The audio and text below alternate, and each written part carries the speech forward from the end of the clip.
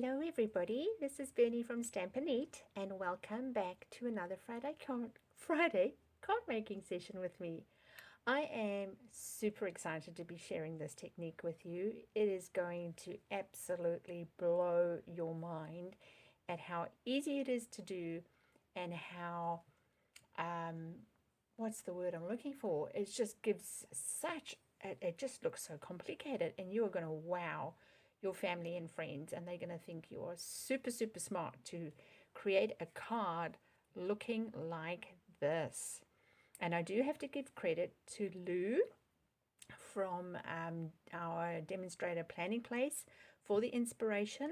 One of the benefits of being a demonstrator is that we belong to a group on Facebook called Demonstrator Planning Place, and there is currently every 2 weeks we get to do a craft and chat session together, and this was one of her inspirations. So what we do as demonstrators is we copy and share each other, and so as long as we give each other credit. So I have changed her design a little.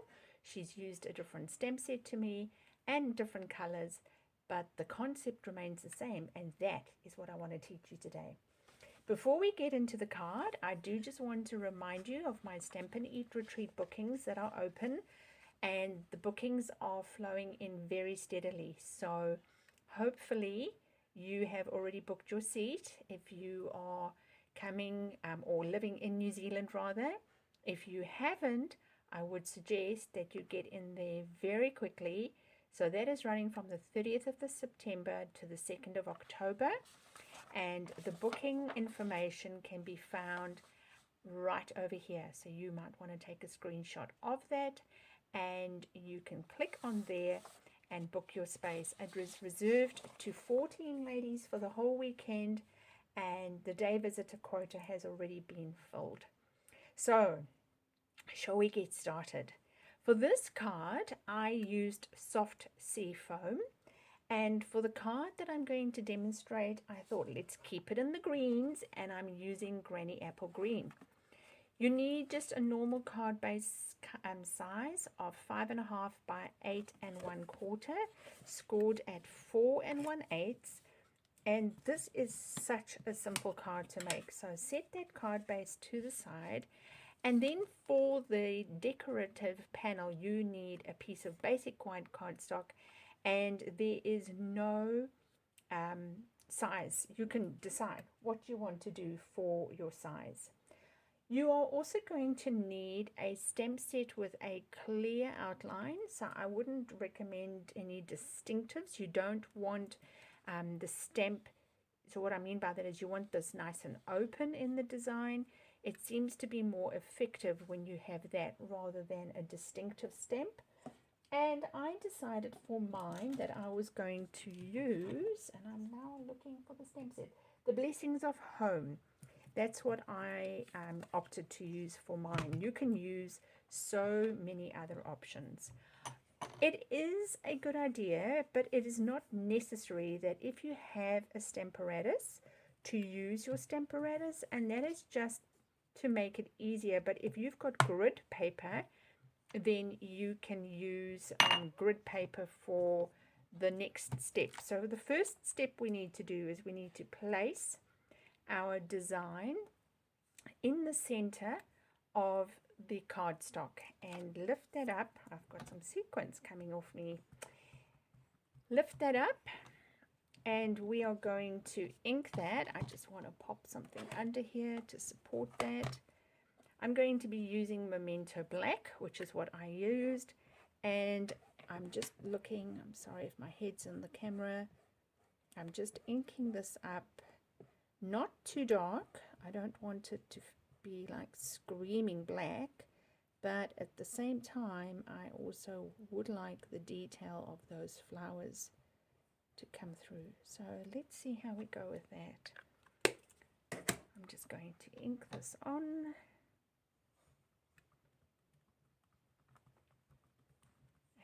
Hopefully it looks good. Excellent. So I'm going to now remove this part off, my hinge off, because I don't need it. The next thing you need to do is, and this is where this whole feature is, it's about the masking paper.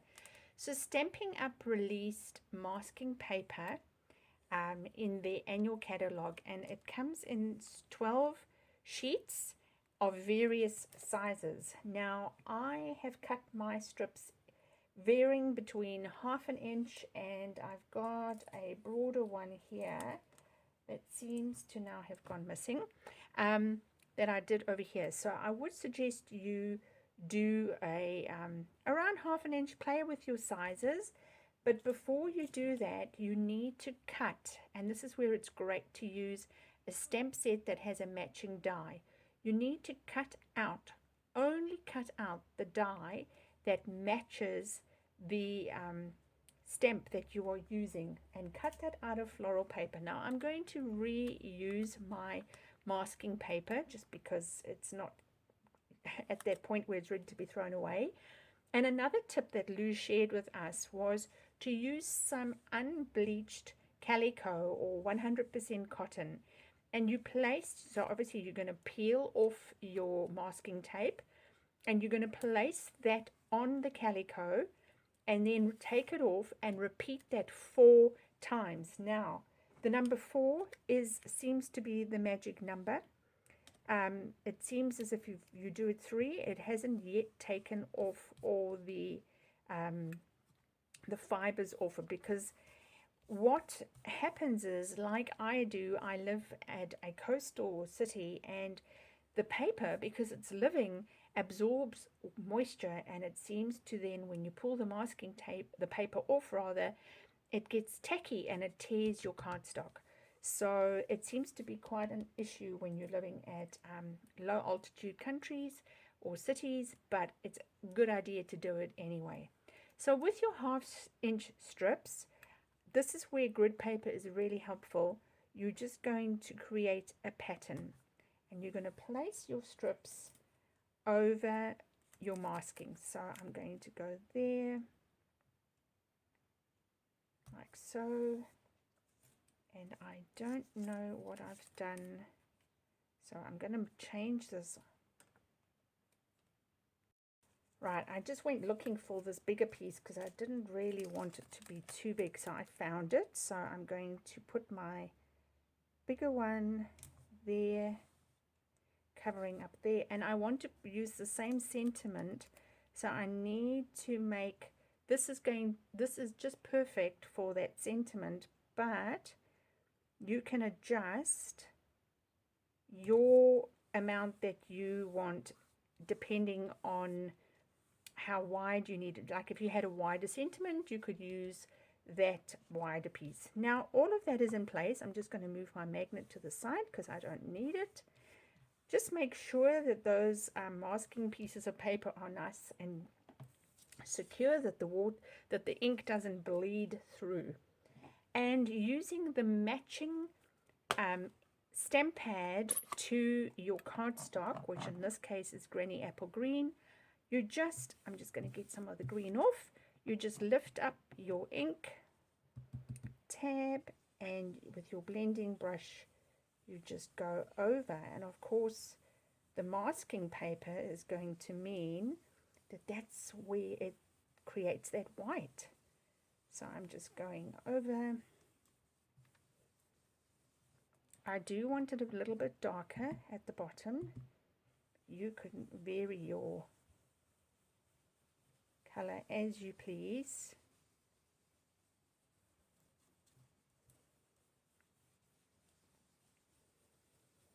This is going to have a completely different look. And you know, you could make a set of these in different colors, give it away to a friend who likes them in different colors or likes a particular color. I have a friend that loves green. All right, I'm going to leave that because you'll see you don't need a lot to create this effect. So starting, just picking up a corner, you're going to pull that off. Do you see how easily this comes off?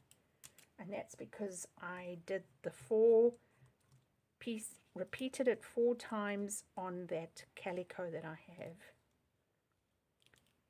Right, nice clean lines.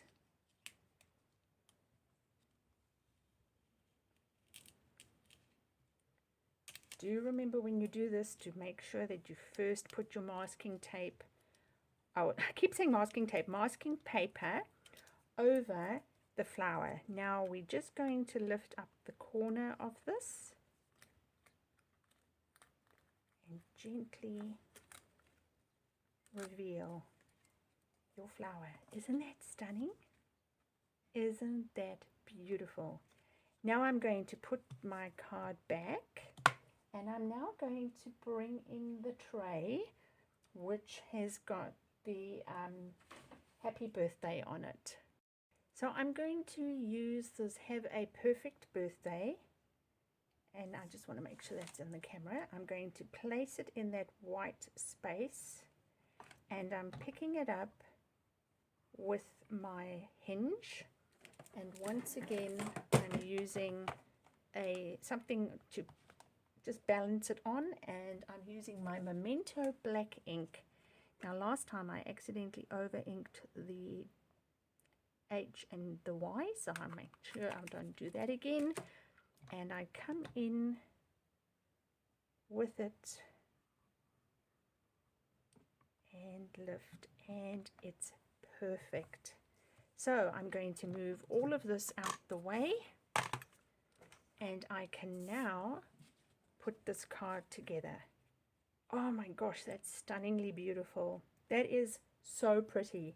I'm going to use some twine over here, and my little trick for twine is that I use my tape, and I just break off a little piece, more or less. I sort of eyeball where it is on the reverse side, and my tear and tape. I was sort of thinking, my brain was going, now what's the name of this tape again? Tear and tape. Okay, lift it up. The reason I do this is just to save some of your twine. There's no reason why you should be putting twine at the back of a card when you're not going to see it. It's a lot of twine that doesn't get used, in my humble opinion. So you stick the end of it there, and we might just bring it up a little bit and stick it over there. Try that again. Bring it through, twist it, catch it, make a U-turn like so, and then bring it through again over here.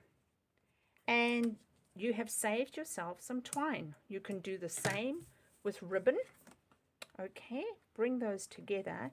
Now you have a choice. You can put your ribbon, tie your ribbon here, and I'm going to go through there. And if you do a surgeon's knot, which is one, and then loop it through a second time, then that will not move. It will not budge. Tie your ribbon, your bow rather.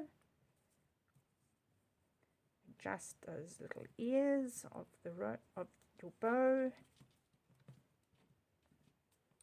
and cut off the extra. Okay, so now we'll cut off the extra once we've got that on the cardstock. That's going to go on your cardstock, so I'm just going to use some Tombow. You could put dimensionals on, but I'm just keeping this simple. Just get it nice and straight because there are lines. So I'm just eyeballing the top of that with that grid line over there so that it's nice and straight. And I'm going to just trim back these tails. That one's fine. And then I'm just going to add a bit of embellishment, and I'm using the black matte dots from the annual catalogue, and I'm just going to put one here, one there. Remember, we work in triangles and odd numbers, and I'll pop one there. And that is as simple as what this card is. in terms of making a stunning, stunning card using your masking paper. So I love it. So what you need, just to refresh again, you need a stamp with a matching die. You can use a punch, that will work too. You just need something that will cut out the same shape out of your masking paper. You don't necessarily want a stamp set that has got detail. I think it works better with an open line design. And then you want to have masking paper and cardstock and ink that matches. And then you just go for it. You just have fun with the different sizes and see how they turn out. So there you have two different greens and they look beautiful. So that's my inspiration for you this Friday. Go and have some fun, and if you are in New Zealand and you don't yet have a demonstrator with whom you can shop, please go ahead and shop with me on my online shopping store. You can also find the details of that on my blog. So have a great weekend. Go and have fun trying this technique. And remember, until we meet again, stamp, eat, sleep, repeat. Bye.